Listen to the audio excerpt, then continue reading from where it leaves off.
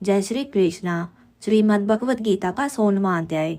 श्री कृष्ण बोले, हे भारत, अब है शूद्र सतोगुणी होना, ज्ञान योग निष्ठा दान इंद्रिय दमन, यज्ञ करना, तप सरलता अनिशा सत्य क्रोध त्याग शांति चुगली ना करना, सब प्राणियों पर दया तृष्णा से बचना, कोमल स्वभाव लज्जा चपलता का त्याग, तेज क्षमा धृति पवित्रता द्वेष रहित अभिमान न करना, दैवी संपत्ति के सन्मुख जन्म धरने वालों को यह सब गुण मिलते हैं।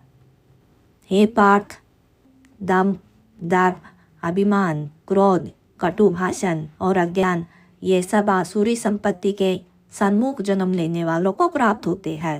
हे पांडव, दैवी संपत्ति मोक्ष और आसुरी संपत्ति बंधन का कारण होती है। तुम शोक ना करो, क्योंकि तुम उत्तम देवी संपत्ति के भोग को जन्मे हो। हे पार्थ, इस लोक में देव और असुर ये दो प्रकार के प्राणी उत्पन्न किए गए हैं। देवी का विस्तार पूर्वक वर्णन कर चुके, अब आसुरी को सुनो। धर्म में प्रवृत्ति और अधर्म से निर्वृत्ति अशुभ लोग नहीं जानते। उनमें ना सोच ना आचार ना ही सत्य है।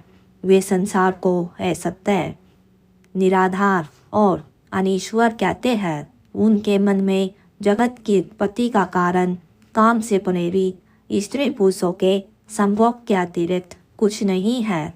मलिन आत्मा अल्प बुद्धि दारुण कर्म करने वाले इस संसार को नष्ट करने के हेतु पैदा होते हैं और दूषित काम के आश्रित होकर वे दम्भी मानी मन से युक्त पुरुष नीच कर्मों में प्रवृत्त होते हैं। वे मृत्यु पर्यंत चिंता से ग्रस्त है और काम उपयोग ही सब कुछ है, इसी को सर्वस्व मानते हैं और अनेक आशा रूप पाशों से बने काम क्रोध से तत्पर काम उपयोग के लिए अन्याय से अर्थ संचय की इच्छा करते हैं।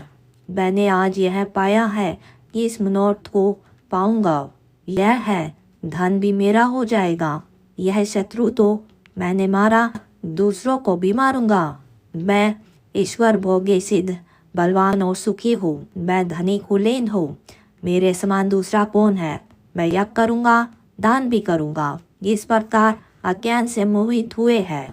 अनेक कल्पनाओं से मोह रूपी बंधन से फंसे हुए विषय भोग में आसक्त लोग नरक में गिरते हैं। अपनी बड़ाई आप करते हैं और धन धान्य के मद में चूर रहते हैं। शास्त्र उक्त विधि छोड़कर केवल नाम के लिए यज्ञ करते हैं।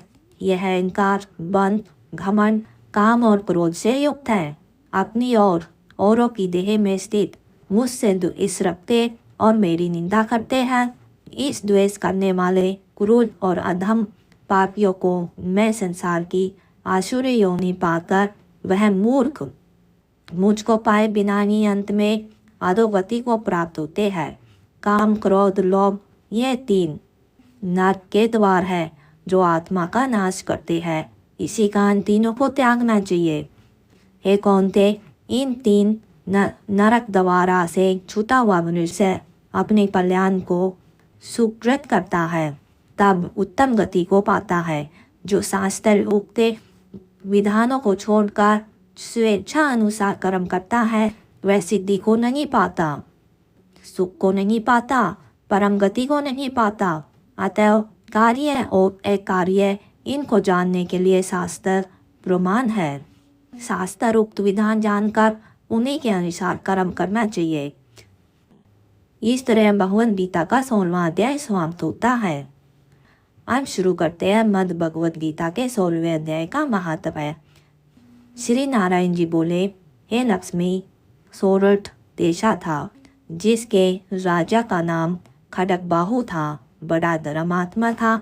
उनके हाथियों में एक हाथी मस्त था जिसकी धूम मची रही। महामतों को पास न आने देवे और जो महामत उस पे चढ़े उसी को मार डाले। हाथी के पाँव में जंजीर बंधी रहे।